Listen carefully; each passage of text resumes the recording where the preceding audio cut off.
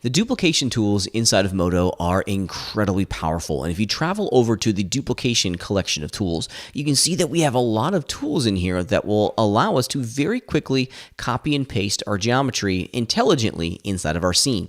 As you can see here, this is going to be the geometry, the model for the railroad tie for my little railroad.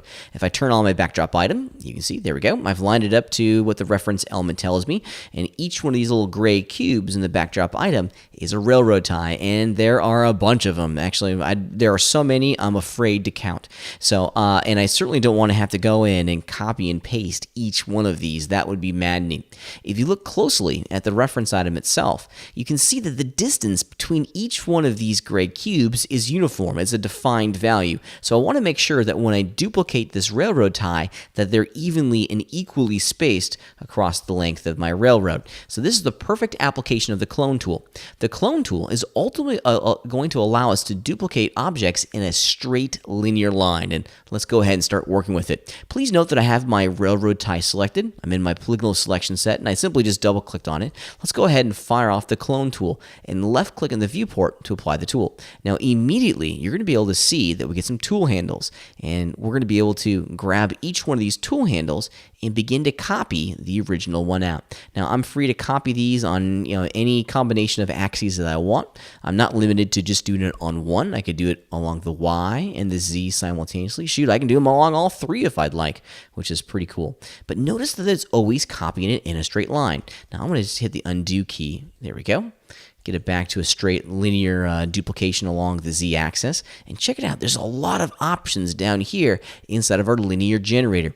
In addition to being able to create a straight line, we can also affect the scale and rotation of each one of the duplicates. And let me show you specifically what I'm talking about.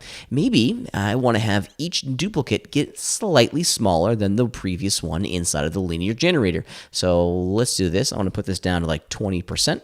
Now, check it out. Here's the original.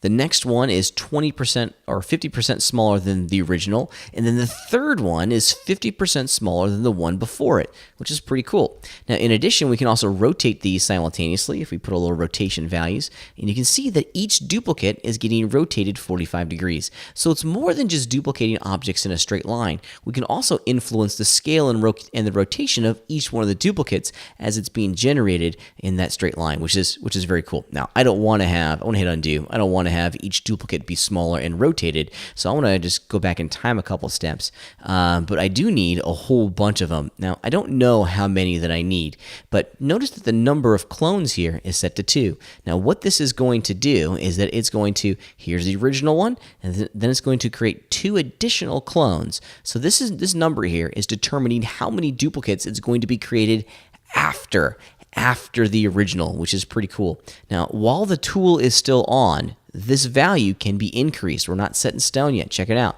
I've defined the distance between each one of my railroad ties, and check it out. If I keep increasing this number, you can see that it's going to keep adding duplicates into the scene whilst preserving the spacing between each one of the duplicates. And let's just put 20 in here. I don't know if that's going to be enough. Doesn't look like it's going to be. Maybe 30? Somewhere right around there. I don't know. That's close enough for me. That's 33. And now, within a couple mouse clicks, I've created all the railroad ties at the exact same time, which is pretty cool. You can see that the power of the clone tool is pretty immense. It allows us to very quickly duplicate a lot of geometry in a straight line inside of our three-dimensional scene.